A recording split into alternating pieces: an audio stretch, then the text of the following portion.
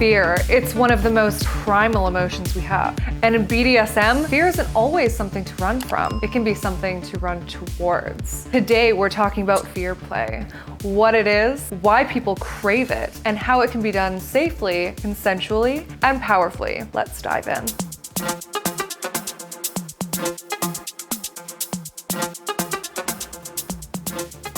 Before we go further, this video is for educational purposes only. Everything I describe is meant for consenting adults who communicate clearly, negotiate boundaries, and respect aftercare. Nothing here is meant to encourage unsafe or non-consensual behavior. What is fear play?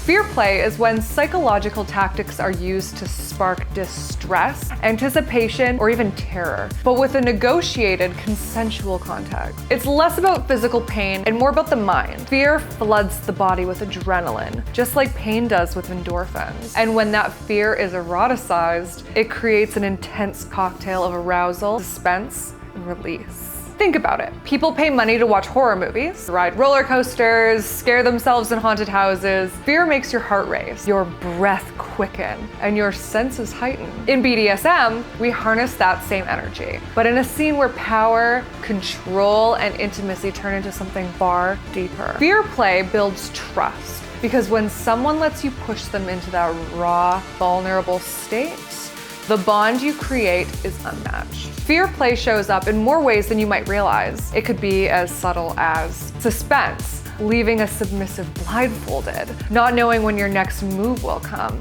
Or it can be as direct as role play that taps into prime fear. Some examples include knife play, the blade against the skin, cold steel threatening but controlled. Medical play, harnessing the intimidation of tools, procedures, or settings. Breath play, playing with panic and control over air. Kidnapping role play, the thrill of being taken, overpowered, and left vulnerable. Exploiting personal fears, spiders, the dark, confinement, things negotiated ahead of time and woven into a scene. And yes, even fantasies about vampires, ghosts, or monsters fall into this realm. It's about the mindset, how fear play works in relationships. Fear play isn't just for edgy scenes. It can add intensity into punishments, discipline, or even daily dynamics. For some, it's the rush of losing control. For others, it's intoxicating power of being the fear itself. Either way, it requires more trust than almost any other kind of play. Negotiation and safety.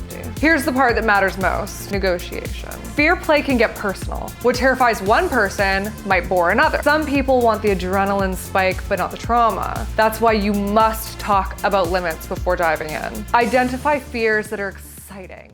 Want the full experience? This is just the teaser.